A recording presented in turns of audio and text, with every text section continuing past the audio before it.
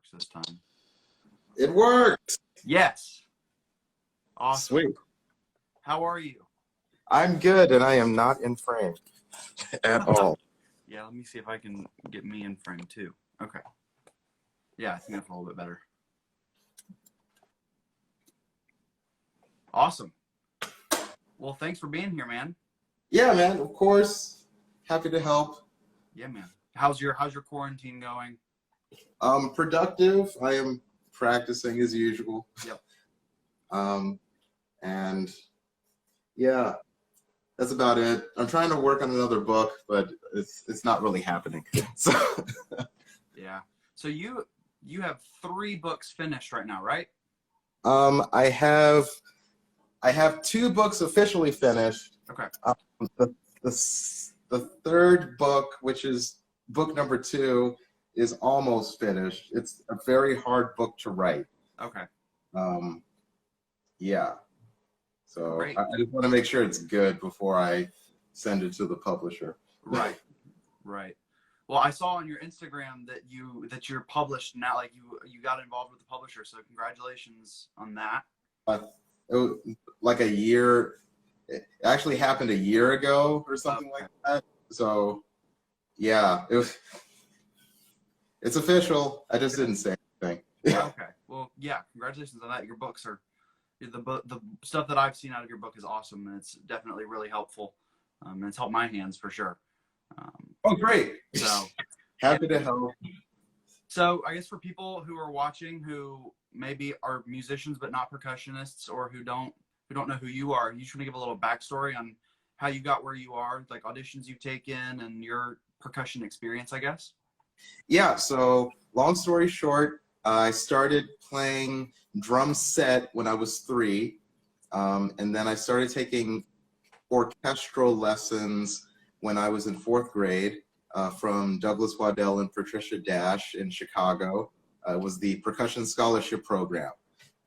So I did that for 9 years, went to college at DePaul, studied with all those guys. Then during DePaul, did a couple auditions, mainly summer festivals, but I think I took 2 orchestral auditions, 2 or 3. One was Detroit, one was San Diego. I forget what the third one would have been. But yeah. Then I went to the Detroit Fellowship after college. Did that for 2 years.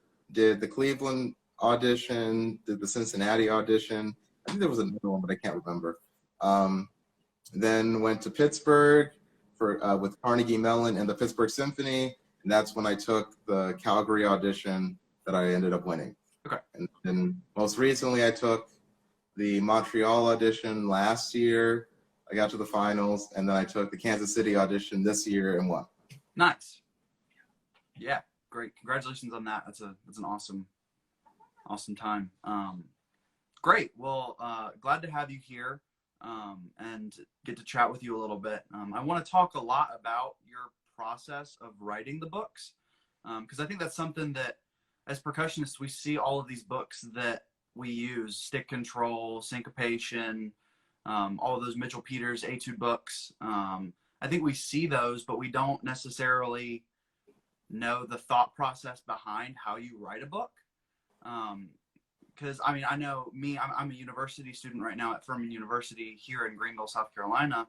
And I have composer friends, but they're composing pieces of music that are meant to be played in a performance hall, not necessarily etudes or things that are meant to develop your technique or things like that, which I think is a whole different ballgame.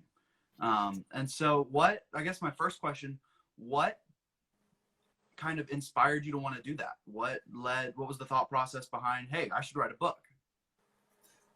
So when I was studying at the Percussion Scholarship Program, they really instilled in us the importance of stick control and developing fundamental technique. Like, if we didn't do anything that week, we had to do stick control. Like, you had to do it every single day for at least 15 minutes a day. I used to do it for like 45 minutes because I was really gung-ho back then. So as I got older, I started helping my teachers out with, either helping younger students with lessons. If I was good at something, my teacher would be like, hey, can you show this student how you do this? So they had me like actively helping others when it comes to their technique and helping them develop.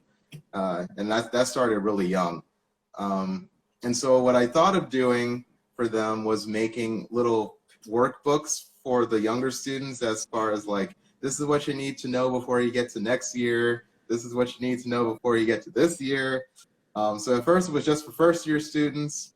And then I was like, well, at some point they're going to need to do roles. So I'll add a couple roles there. And at some point they got to do this. So I'll add a couple of things there. And so I have from like a little pamphlet to like a legit, like nice size booklet. And then I started thinking, well, what do I need to work on? So I started making a bunch of stuff for myself, and it just kind of blew up. I didn't realize I never set out to write a book. It was more like, oh, let me just write a couple etudes or excerpts or exercises for, kids. And then I'll write some for myself, and, I'll just do it. And it wasn't until I started studying with Mark Demalakis at DePaul, where he really told me, or he really introduced me to the mechanics behind why things work. Because I was always pretty natural at doing things. I could figure it out for the most part. But the reasons why what I was doing worked was kind of, a mystery to me.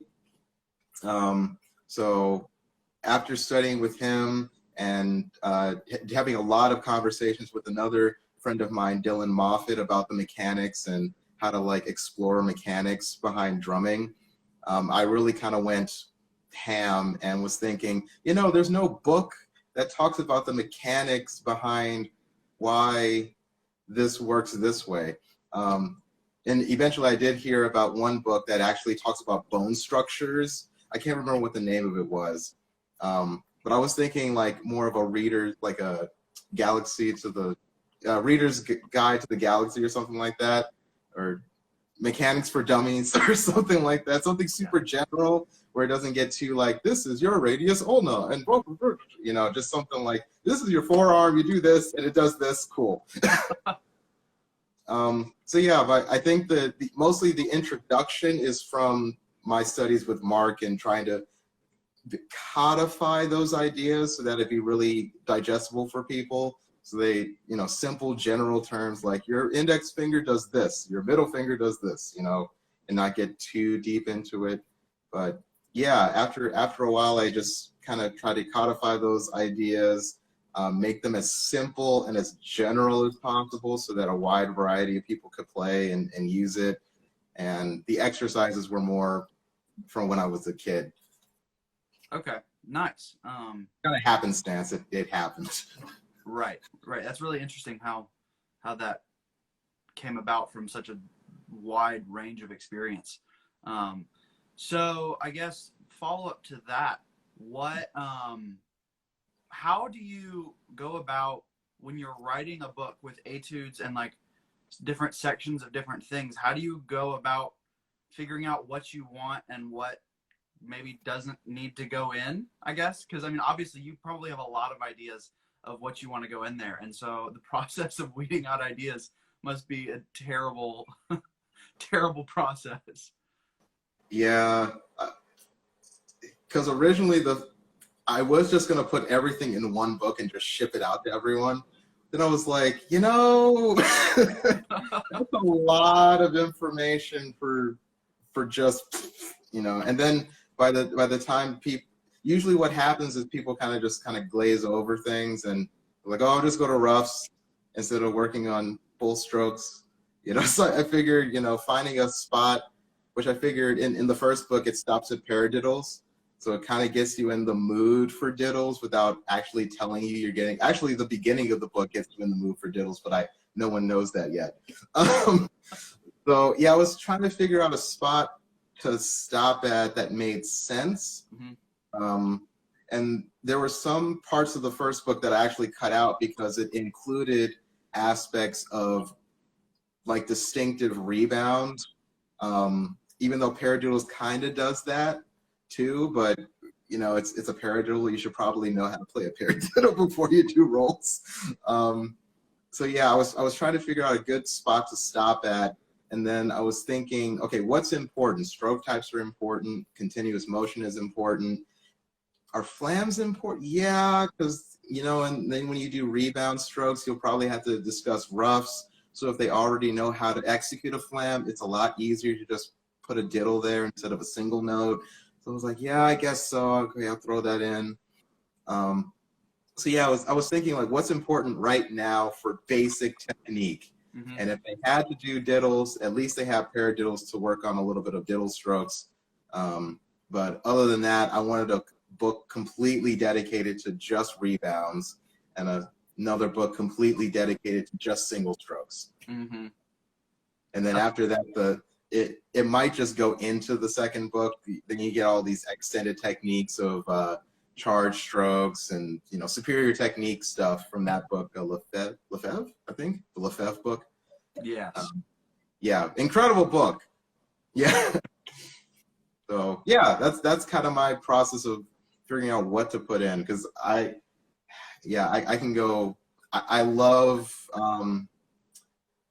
I don't know. I was really good at dividing in school, and I just like having different, exercises. And okay, I'll put the right hand here, and then I'll switch it again, and I just love having those. I just like doing that. Yeah. And then I'm like, well, do I need 87 variations of parrot?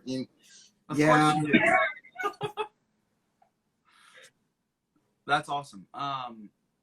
So I guess for the viewers, if you have questions, I would definitely want to leave time for that at the end for Josh to answer questions. So just leave them in the comments, and we can address all. I'll scroll back through and we can address them all at the end. But awesome, that's great information in terms of your thought process behind the composition of the books. So obviously, you said the first book is very kind of rudimentary or introduction, and then the second book is more extended techniques. So what? I'm a student. There's a lot of stuff that I am still trying to learn. So what kind of extended technique stuff are you looking to put in that book? So it's stuff that really isn't. It's mainly molar stroke things, and the problem is right now that the molar stroke section is honestly too small for me to think it's worth printing. So I was thinking just combine the rebounds, because molar stroke is basically rebound stroke, Right. just very, very specific rebound strokes. So it really delves in a lot with molar stroke. And then with that, it really works on reflexes, which is worked on in the first book, but with regards to using, rebounds within the reflex movement, which is molar stroke. And then it does a little bit of the charge strokes, which isn't, you don't see that in the repertoire as much. You see it more in solos and things like that, but probably not so much in the symphonic rep or the band rep. So that's more extended. And then I was probably going to also at some point put in some finger stuff, but at that point it's like, if you can do rebounds, you really don't need your fingers.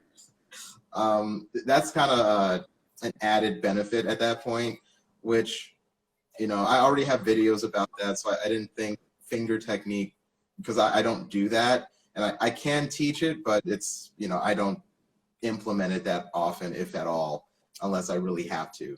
Okay. So yeah, it's I say it's extended technique, but it really isn't really that extended. Mainly molar stroke stuff. Okay. Awesome. Someone is very interested in your chicken broth. Yeah, I made chicken broth for myself, and it was an 18-hour simmer. Wow. And I think that's the magic behind it. I also used 3 chicken carcasses, one of which was a marinated chicken that I did with lemon, salt and pepper, and some other stuff. I can't remember garlic, a lot of garlic. And yeah, 18 hours. Man, labor of love, that's for sure.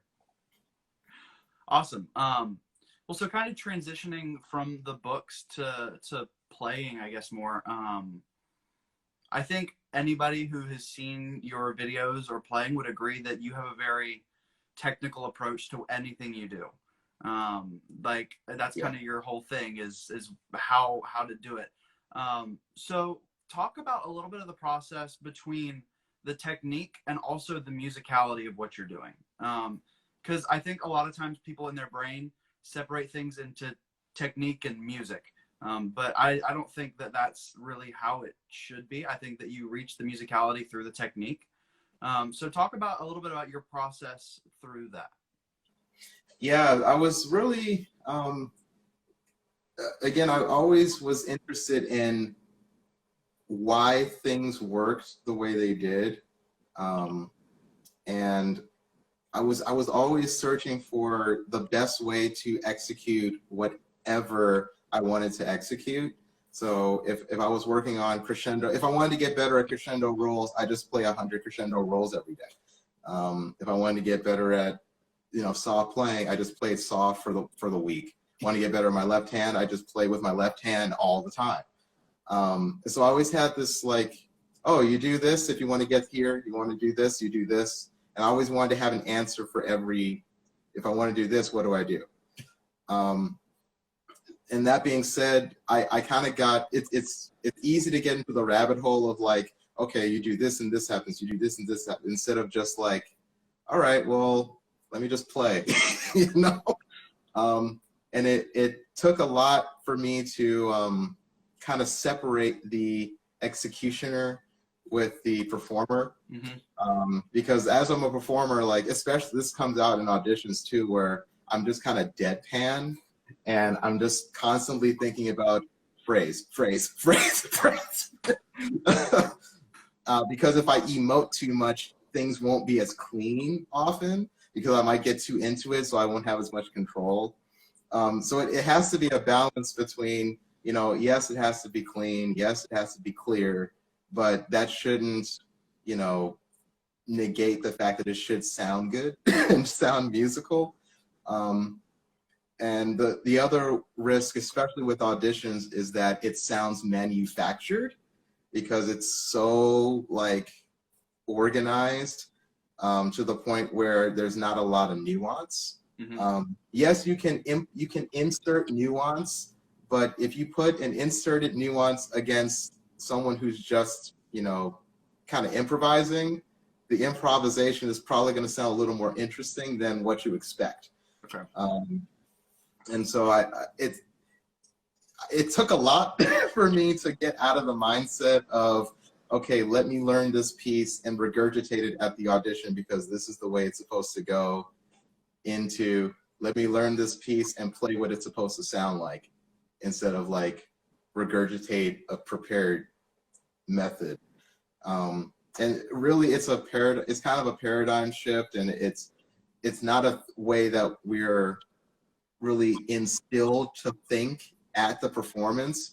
It's usually, practice this so that this happens, and when you do this, it'll, play this way. But, there's not a lot of emphasis usually on, just learn how to play your instrument well and then play the music.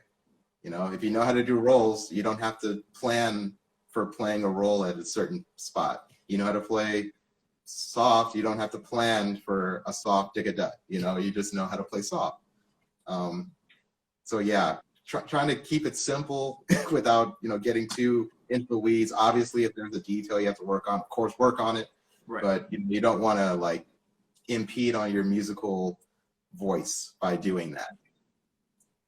So how much of like when you're preparing those musical decisions, how much of that is determined ahead of time, or how much of it is sometimes on the spot? Even not necessarily on the spot, but just like building up to the performance.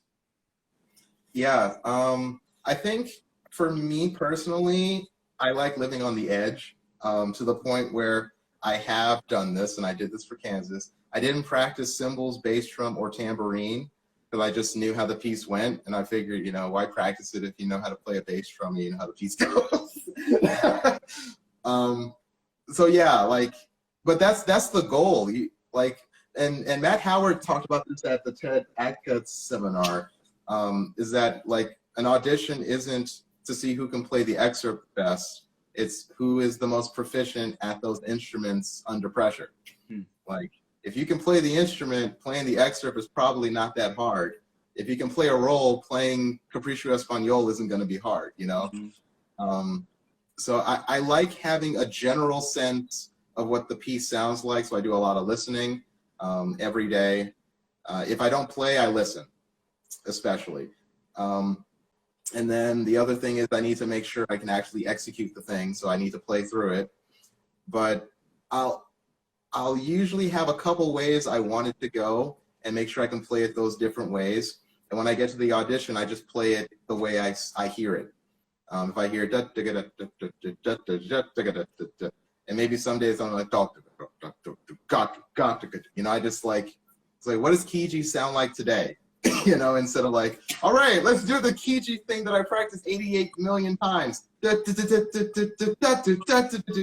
know, and sometimes, you know, there is a risk though with this is a lot easier for pieces that you just know, like, you know, everybody knows Kiji, everybody knows Porgy and Bess. But if you're learning like a Ligeti piece for the first time, that's a lot harder to get to that place where you're just like letting it happen.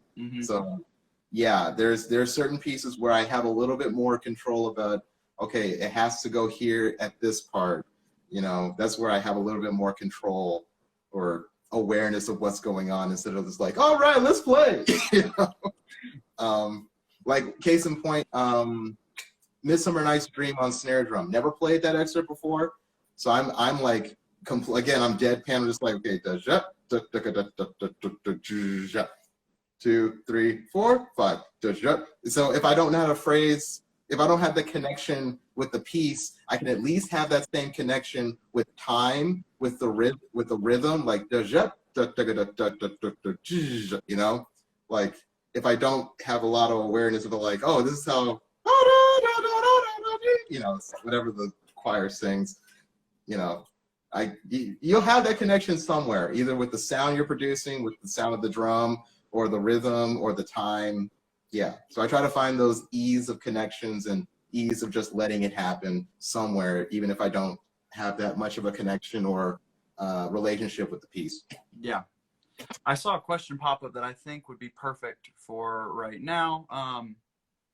Oh, yeah. So this question, with so many ways to get sounds out of the instrument, how do you work on achieving consistency with each motion and sound? Okay. I love talking about this. So the thing that the way to get consistency with sound is to make sure that each stroke through the entire dynamic spectrum has the same weight, has the same throw type, and has the same velocity of throw throughout the entire dynamic spectrum. If that stays consistent, the sound is going to stay consistent. So I will literally play 100 strokes from the front of my hand at every dynamic, and then do it again with my forearm, because I have to use my forearm for some rolls, especially for Capriccio Espagnole. So I do the same thing from the front of my hand, then I do it again with the middle of my hand, wrist only, forearm only. Then I do it again, ring finger, same thing. Then do it again, pinky, which is hard for me sometimes, easy for me up here. Then I do the same thing with doubles. Pinky is way hard to do. And then I don't do it as much with triples. I usually do the front, middle, and not really my ring finger when I do triples. It's usually just the first three. But yeah, you have to have the same place that you're throwing from, as far as, when I say that, I mean the curve. So it's either curving here, curving this way, curving this way, curving this way. It's just a sensibility about where that throw is happening at. That's where if you throw from the back, that's where you get that Tony Williams back of the hand, like, you know, that's that throw. So it's not you actually doing anything. It's just, you know, you feeling your hand in a different spot. The further up you go, the brighter the sound and the quicker the rebound. The further back you go, the slower the rebound and the fatter the sound. So yeah, then you just choose what sound fits the piece. So Capriccio is pretty light. So I go with the front. You can do it. You can do the same thing if you just use more upstroke in the middle of your hand, but that's a lot more work. So I just, yeah. So you can use those variables to create all different types of sounds. Yeah, great. That's awesome. So you were talking about your process of going, like figuring out different parts of your hand and where. So are you doing those individually, or are you like starting at the like top and adding on as you go down the stroke types? If that makes sense. I think, so what I usually do, if people haven't done this before, I usually have them just hold the stick and I don't have them move at all. I just, okay, so that's where you want to turn or feel the weight. This is where you want to feel the weight. This is where you want to feel the weight.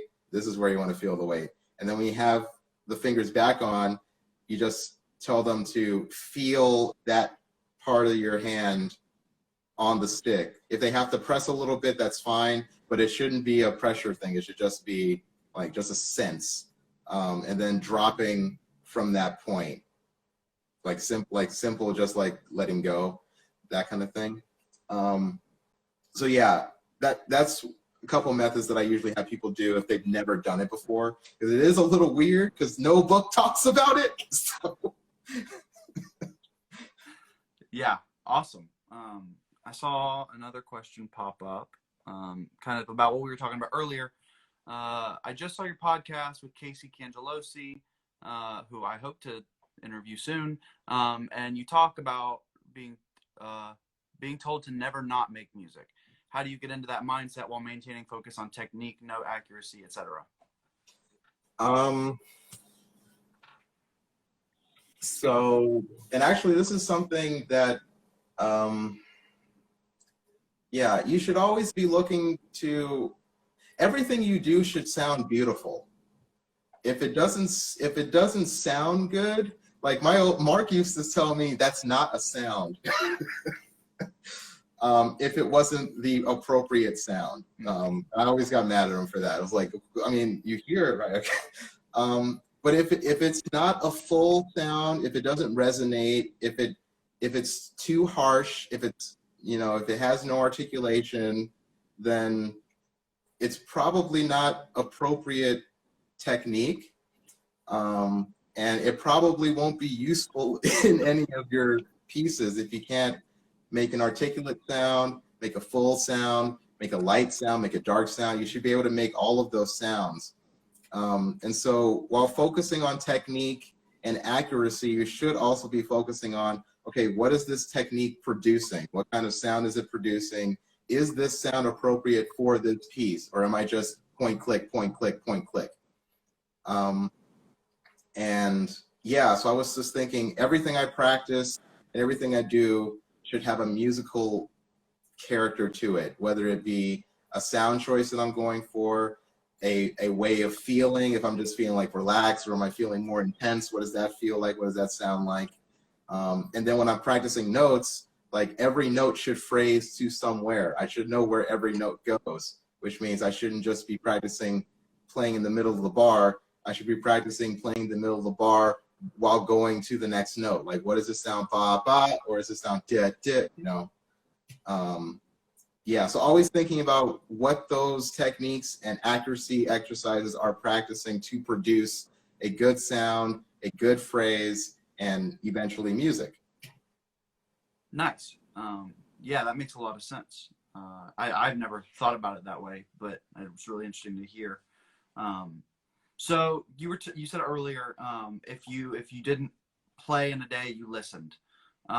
So I guess that would fall kind of into the category of like mental practice, which another thing that I think doesn't get discussed enough. I feel like for a lot of people, it's kind of an ethereal thing. It's like, I'm practicing mentally, but what is your process behind that? Like, how do you get something productive out of a day not playing?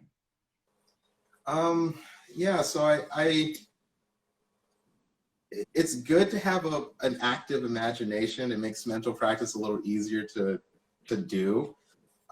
So, I mean, if you can remember what it was like to basically imagine, you know, your toy going through space, like that's essentially what you're doing. You're just really defining what your imagination is doing. So you're like, okay, I am playing Porgy and Bess. So you're like imagining yourself play Porgy and Bess. What does that look like? Where are the mallets? How do the mallets feel in your hand? What do you feel like when you walk to are you walking to the xylophone, or are you already there? You just go through all these scenarios. And I think one method is something that Ted Atkins does or did. He imagines himself playing the piece, so playing it, obviously. The other thing is he'll airplay it. So if you can imagine the keyboard in front of you or below you, like, you know, where are the notes, that kind of thing. And then he'll imagine it with his hands there, but he won't play at all. He'll just look at the keyboard or just imagine it in his head. And then the other thing I'll do is sing. I'll sing the part. If I can sing the parts, especially when I'm working on Bach, if I can sing all the lines, then I probably know it. Yeah, so it's just figuring out what's the most readily available version, if it's singing, if it's airplaying, if it's imagining it, if it's just listening to it. Like, what's the most effective way for you to digest and integrate this thing that we're trying to accomplish? And like it leads a lot into meditation, which I do a lot of meditation. So I'll literally just listen to a piece and meditate on it for like hours and hours and hours. And I'll think about, okay, let me just digest the piece and how it sounds. Okay, now let me imagine myself in that world of what it's creating. Like, what does the piece look like? Is it a field? Is it a giant volcano? Is it robots? Like, you know, like just trying to think of the most outlandish things to make the piece more personal to me. Mm-hmm. And then eventually I'll do all the other stuff with accuracy and things like that, as far as like, okay, what does it feel like when I have to hit this G sharp? Oh, my left side is a little tense. Okay, let me relax that. Okay, now it's a little more efficient. Yeah, it's a little complex sometimes, but if the more simple you can make it, the easier it is to do. Yeah, that makes sense. Great. I like thinking about, because I mean, especially right now, like I have a vibraphone, but the range limits on that, or different limitations that we have. Like right now, a lot of us can't practice certain things. So talking about that is definitely something that I think can be helpful for a lot of people in times like this, where you don't have access to large instruments, marimbas, multi-setups, those kind of things. Yeah, the more you do it, the stranger it gets, because like if you're that good with your imagination, there have been times, and especially once I really started getting into this, I'll go on stage. Obviously, you won't know what instruments are on stage. It'll probably be something similar, but not exact. And so I'll look at an instrument and I'll just be like, oh, it's this big, it'll feel like this. Mm-hmm. And then I'll look at, I don't know, I'll look at a marimba. You know, marimbas are like all over the place. It's like, oh, the bars are this large, is going to feel a little bit different. It'll feel like this different. And I'm like, usually not wrong. And then if you're in a relaxed state, when your body feels that difference, as long as you just let it adjust, it will adjust. Right. The body is like really, really smart, especially if you train it in the way of this, you know, relaxed technique where you're just flexible. Mm-hmm. Like I always get upset hearing auditions where, you know, at one audition, there's a smaller bass drum. You can't play it like you can't play Rite of Spring the same on a 32-inch bass drum, 36-inch bass drum. Like, you need to play it a little bit different. So if you have that sensibility, you know, you won't sound like you're killing the drum. Right. I mean, it is Rite of Spring, but like, it's only 36 inches. Yeah, great. Well, I guess we're moving along in time. But so I polled a couple people in my studio of questions that they would like asked. And so one thing that seemed to to kind of stick out among all of the questions. We are percussionists and we play a lot of instruments, and we have to practice a lot of instruments. So how do you prioritize? Say you're not in an audition mindset or a performance mindset. How do you prioritize making sure that your technique is building across all of the different instruments? If I don't do anything else, I practice snare drum. Yeah. Because this is where everything comes from, and especially the way, this is the other thing I was really upset about in college, because, oh yeah, you have to practice all these instruments. Wait, you mean I have to have snare drum technique, xylophone technique, marimba technique, tambourine technique, triangle technique, symphony technique, and whatever else I have to do? They're like, yes. I'm just like, I've spent 13 years playing snare drum. Like, how am I supposed to get my snare drum technique equal to, like, if you practice this way where it's just, you know, based on, again, weight distribution, where you're throwing from and into what surface, you know, if you have that concept on all the instruments, you really only need to practice snare drum. After that, it's just getting to know what weight distribution, what throw type, and how fast and how much, you know, you actually put into the instrument can take for each dynamic. And as soon as you figure that out, it's like pretty easy. Triangle is like playing from the front of your hand with a lot of weight at the top and like the slowest full stroke ever. Like, it's basically a slow full stroke or a very slow downstroke. Tambourine is just like a heavy this arm stroke with a little bit of wrist flick, and then you just play it the same way you play your snare drum technique. Timpani is the same thing as snare drum technique, except it's a little offset. Like, it's, everything is back here. Right. So it's fine. Once you find the connection between this, and that, you have it. Once you find the connection between this and this, it's there. Like, you don't have to, it's always trying to find how can I make this technique feel as close to this as possible? My ground zero. This is my ground zero. How does the way I hold the tambourine or the triangle relate to my ground zero here? Okay, I want to hold it in the same direction that I would, like, if my snare drum sticks are here, then that's where I should hold my tambourine. It shouldn't be any different. If my snare drum sticks are here, that's where I should hold the triangle.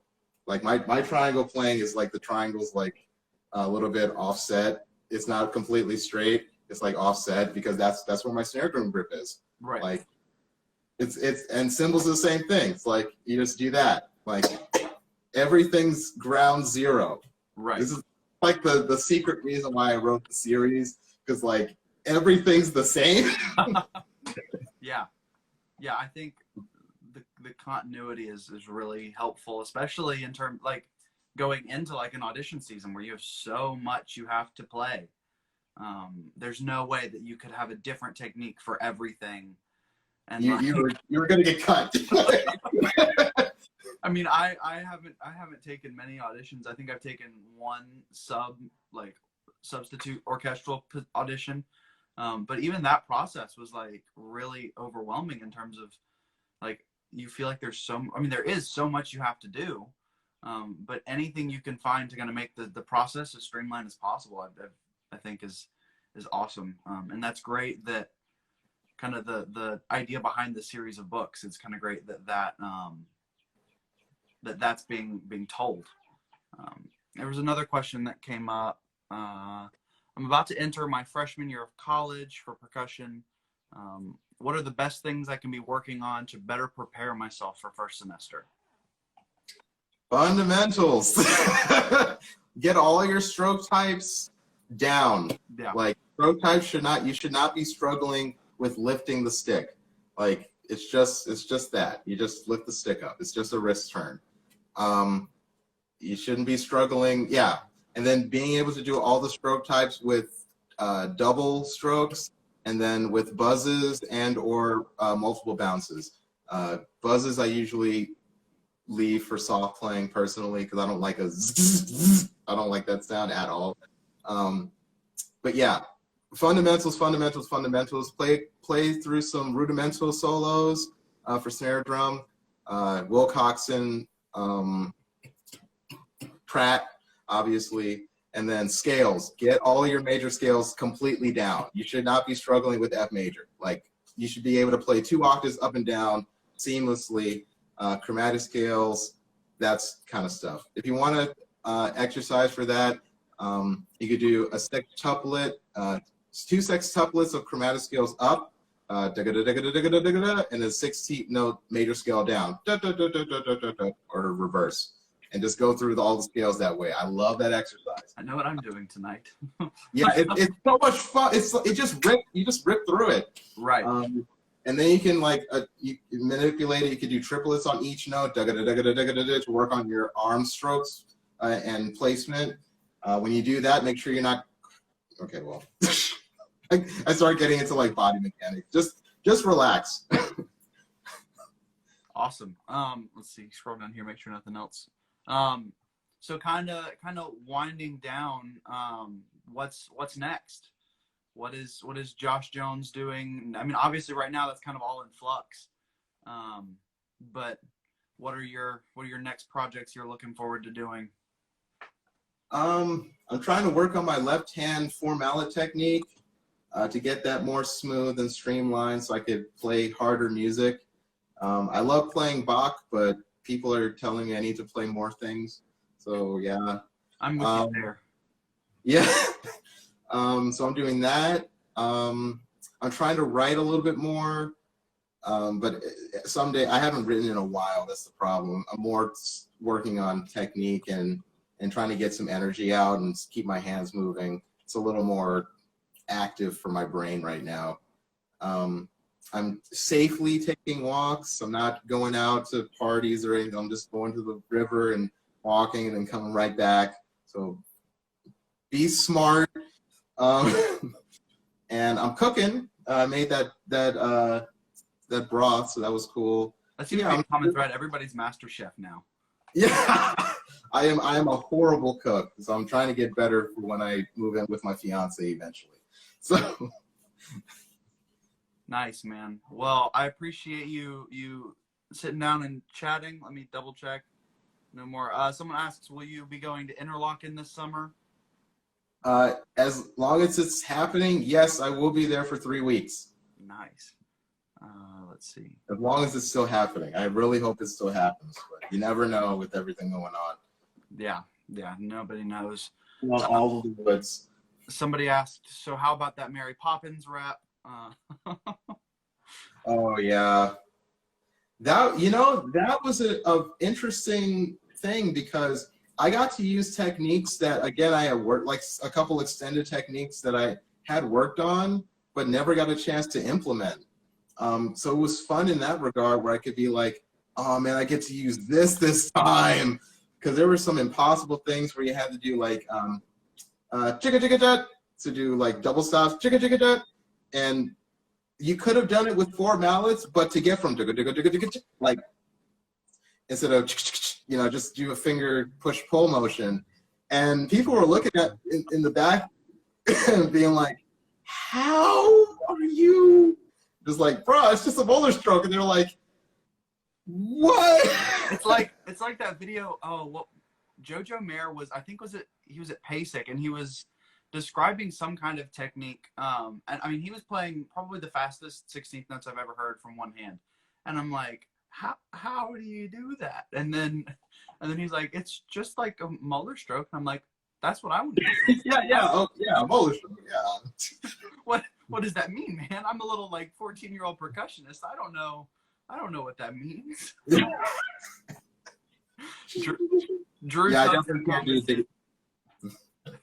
Drew Tucker commented, Josh, while stick types are important, or stroke types are important, could you please comment on whether Mulan should be released directly on Disney Plus? Thank you, Drew Tucker. These are real matters that people need. These feelings matter. They need to just put it on Disney Plus. Like, I know they want the box office ratings, but like, It's all money. I'm sure they want people to also buy Disney Plus, you know? Right. So yeah, they need to just release it. Like, why take the risk of delaying it until God knows when things are going to be open, and then people, you know, I mean, yes, it's Mulan. Yes, when it comes out, you know, they probably still have some money for ad campaigns, but like, you know, just it could be an encouragement for people to stay home, like stay home and watch Mulan. Yeah, they already released Frozen 2 like 2 months early. Like, what? Just start putting them out there. Yeah. So, yeah. Plus, I want to hear that soundtrack. I need to hear that soundtrack. So if they don't release that, they need to release the soundtrack at least. Right. Great. Well, thank you again for your time. This has been really great. I've learned a lot, and I hope that the viewers have learned a lot also. For anybody watching, this will be on YouTube, hopefully within the next 8 hours. My computer's slow and sometimes doesn't want to download things, so I have to figure out how to do that. But yeah, thanks again, man, and I hope to chat with you again sometime soon. And I look forward to hearing what's next. Sweet. Thanks for having me, man. I'm happy to help. For sure. All right. See you, Josh. Thank you, man. Yeah.